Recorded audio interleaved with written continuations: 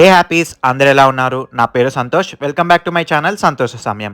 Last వీడియోలో మనం కొల్హాపూర్ దగ్గరలో ఉన్న కిర్దాపూర్ శ్రీ కోపేశ్వర ఆలయ విశేషాల గురించి తెలుసుకున్నాం కదా. ఈ వీడియోలో మనం అష్టాదశ శక్తిపీఠాల్లో 7వ శక్తిపీఠమైన కొల్హాపూర్ శ్రీ మహాలక్ష్మి ఆలయ విశేషాలు, ఎక్కడ ఉంది, ఎలా చేరుకోవాలి, ఆలయ స్థల పురాణం, ఇలా ఎన్నో ఈ వీడియోలో తెలుసుకుందాం పదండి.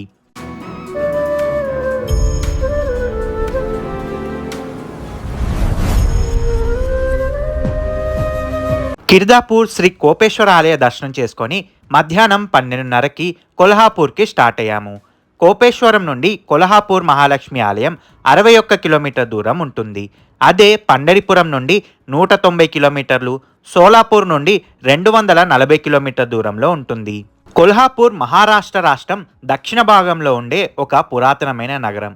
ఈ నగరంలో మహాలక్ష్మి అమ్మవారు శక్తి స్వరూపినిగా, భక్తులు ప్రేమగా అంబాబాయి అని పిలుస్తారు.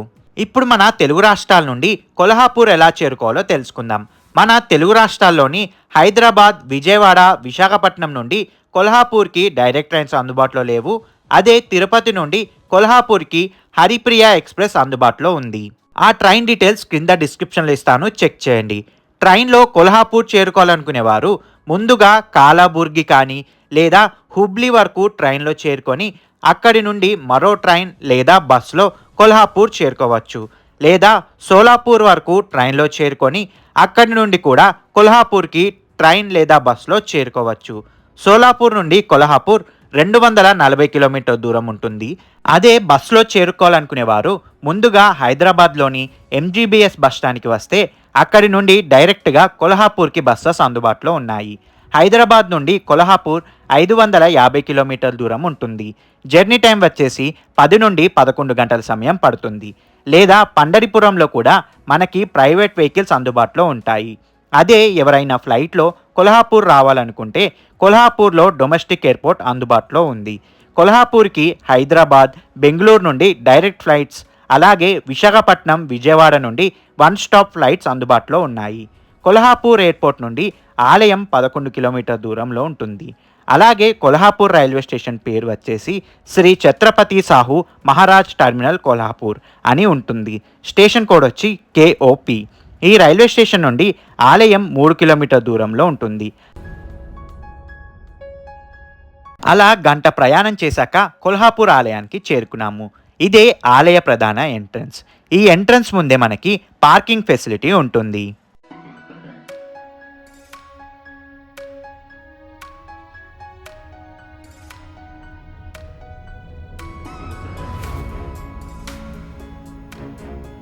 ఇలా లోపలికి వస్తే ఎదురుగా మనకి ఒక షెడ్ లాంటిది కనిపిస్తుంది కదా, ముందు అక్కడికి వెళ్దాం.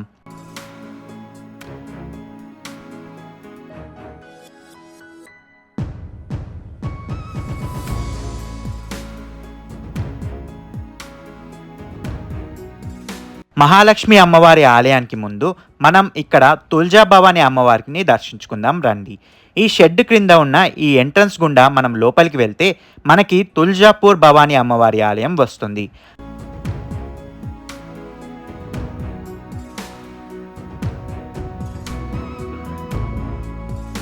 అమ్మవారి ఆలయం దర్శనం చేసుకొని బయటికి వస్తే మనకి ఇంకో ఆర్చ్ లాంటిది కనిపిస్తుంది. ఈ ఆర్చ్ లోపలికి వెళ్తే మనకి టాయిలెట్స్, అలాగే లగేజ్ లాకర్స్ ఉంటాయి, యూస్ చేసుకోండి.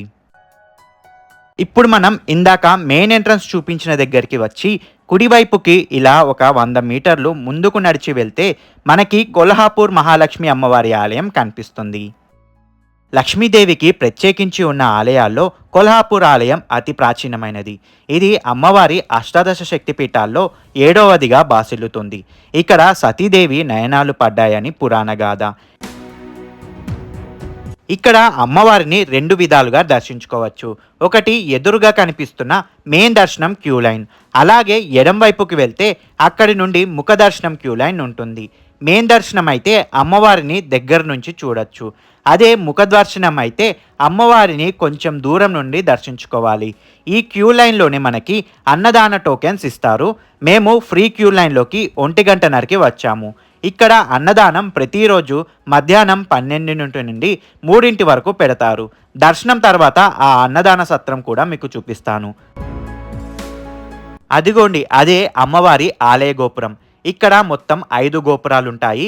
ప్రతి గోపురం క్రింద ఒక దేవతామూర్తి ఉంటారు. అలాగే ఈ ఆలయ చిహ్నం కూడా ఆ గోపురాలే ఉంటాయి. ఇదే అమ్మవారి గర్భాలయానికి ఎంట్రన్స్. ఈ ఎంట్రన్స్ పక్కనే మనకి తొలి పూజలు అందుకునే శ్రీ సిద్ధి వినాయకుడి విగ్రహం ఉంటుంది.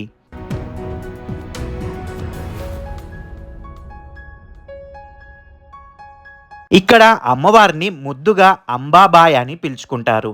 లోపల అమ్మవారి విగ్రహం సుమారు 5,000 ఏళ్ల నాటి పురాతనమైనది. గర్భాలయంలో అమ్మవారి స్వరూపం సుందరంగా సుమారు 6 అడుగుల చదరంగంగా ఉన్న ఎత్తైన వేదిక మీద 2 అడుగుల పీఠం, దాని మీద మహాలక్ష్మి కూర్చొని ఉన్న భంగిమలో ఉంటుంది. చతుర్భుజాలతో సింహవాహినిగా అమ్మవారు దర్శనమిస్తారు. ఇక్కడ అమ్మవారు 4 చేతులతో ఉంటారు. ఆ 4 చేతుల్లో ఒక దానిలో మాలుంగ ఫలం ఉండగా మరో చేతిలో ఒక పాత్ర ఉంటుంది. ఇప్పుడు ఈ ఆలయం యొక్క స్థల పురాణం గురించి తెలుసుకుందాం.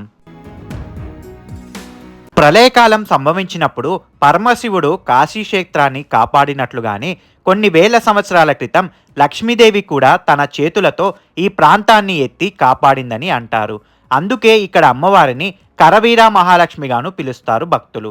ఓసారి భృంగ మహర్షి విష్ణుమూర్తిని దర్శించుకునేందుకు వచ్చాడట. విష్ణుమూర్తి మహర్షి రాకను గమనించలేదట. దాంతో ఆగ్రహించిన ఆ ఋషి విష్ణుమూర్తి వక్షస్థలంపై తన్నడంతో తాను కొలువై ఉండే వక్షస్థల భాగాన్ని ఓ ముని తన కాలితో తాకడాన్ని సహించలేని లక్ష్మీదేవి కోపంతో వైకుంఠాన్ని విడిచిపెట్టి ఈ ప్రాంతానికి వచ్చి ఇక్కడ తపస్సు చేసిందని, ఆ తరువాత ఇక్కడే ఉండిపోయిందని అంటారు. అలాగే సతీదేవి దేహాన్ని చేతబట్టి శివుడు ప్రళయతాండవం చేసినప్పుడు ఖండితమైన ఆమె శరీర భాగాలలో నయనాలు ఇక్కడ పడ్డాయని, అలా అమ్మవారు ఇక్కడ స్వయంభూగా వెలిసిందని మరో కథ ప్రాచుర్యంలో ఉంది. అయితే ఒకప్పుడు ఇక్కడ చాలా చిన్న ఆలయం ఉండేదట. ఓసారి కర్ణదేవ్ అనే రాజు కొంకణ్ ప్రాంతం నుండి కొల్హాపూర్ వచ్చినప్పుడు ఈ అడవుల్లో ఉన్న ఆలయాన్ని చూసి చుట్టూ ఉన్న చెట్లను నరికించి ఈ గుడిని వెలుగులోకి తెచ్చాడని చెబుతారు. ఆ తరువాత కాలంలో ఎందరో రాజులు ఈ ప్రాంతాన్ని అభివృద్ధి చేశారు.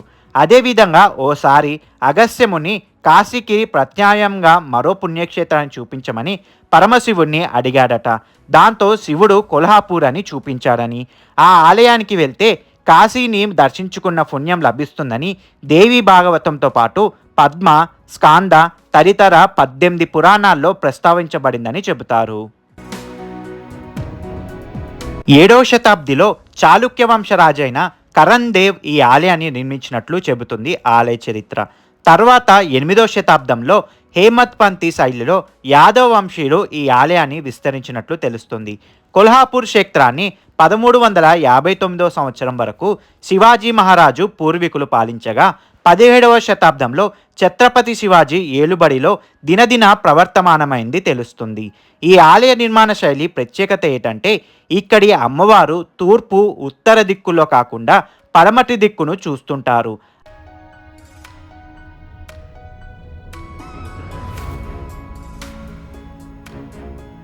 గర్భగుడిలో పశ్చిమ వైపు ఉన్న కిటికీ గుండా ప్రతి ఏడాది మార్చి 21, అదేవిధంగా సెప్టెంబర్ 21న 3 రోజుల పాటు సూర్యకిరణాలు ఇక్కడ అమ్మవారి విగ్రహంపై పడతాయి. మొదటి రోజు పాదాలపైన, తరువాత మధ్య భాగం పైన, చివరి రోజున ముఖం పైన కనిపిస్తాయని, దీన్ని చూసేందుకే భక్తులు వివిధ ప్రాంతాల నుండి వస్తారని, ఆ అద్భుతమైన 3 రోజులని కిరణోత్సవంగా ఇక్కడ జరుపుకుంటారు. అలంపురే జోగులాంబ, శ్రీశైలే బ్రహ్మరాంబిక, కొల్హాపురే మహాలక్ష్మి, మాహూర్యే ఏకవీరిక అంటూ శక్తిపీఠాల్లో ఒకటిగా ఈ ఆలయాన్ని ప్రస్తుతిస్తారు.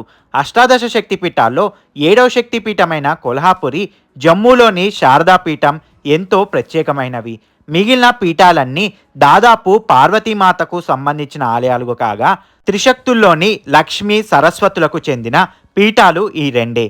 కాబట్టి ఇక్కడి అమ్మవారి సందర్శనం ఇటు అష్టైశ్వర్యకరణంతో పాటు అనితర సాధ్యమైన శక్తి సామర్థ్యాలను సైతం ఈ అమ్మవారు ప్రసాదిస్తారని ఇక్కడి విశ్వాసం.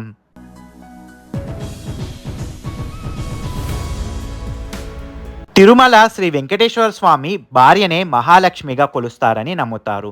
అందుకే తిరుపతి వెళ్ళే భక్తులు తప్పనిసరిగా కొల్హాపురానికి వచ్చి అమ్మవారిని దర్శించుకుంటారు. ఇక్కడి అమ్మవారి దర్శనం లేకుండా తిరుమల యాత్ర పరిపూర్ణం కాదనే విశ్వాసం కూడా ఉంది. సుమారు 6000 సంవత్సరాల క్రితానికి చెందిన ఈ ఆలయం విశాల ప్రాంగణంలో అద్భుతమైన శిల్పకళా నైపుణ్యంతో చూపరులను ఆకట్టుకుంటుంది.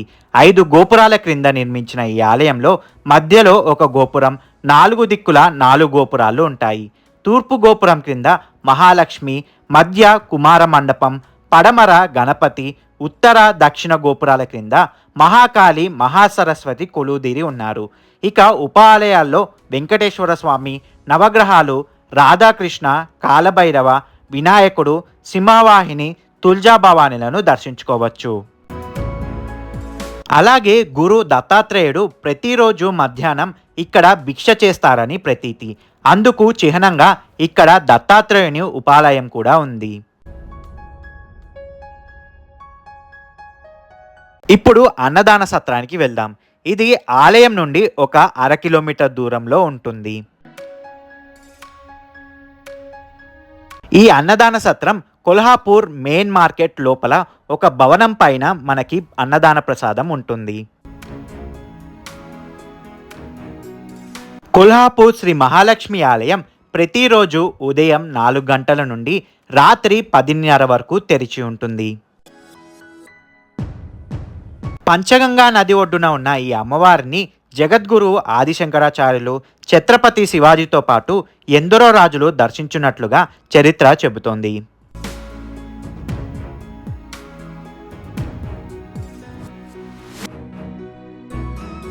ఇదండి అష్టాదశ శక్తిపీఠాల్లో 7వ శక్తిపీఠమైన కొల్హాపూర్ శ్రీ మహాలక్ష్మి ఆలయ విశేషాలు. మీ గనక ఈ వీడియో నచ్చినట్లయితే please like, share and comment చేయండి. మరిన్ని వీడియోస్ కోసం ఈ ఛానల్ని సబ్స్క్రైబ్ చేయండి. మళ్ళీ మరో వీడియోతో మీ ముందుకు వస్తాను. అంతవరకు మీ సంతోష సమయాన్ని గడపండి.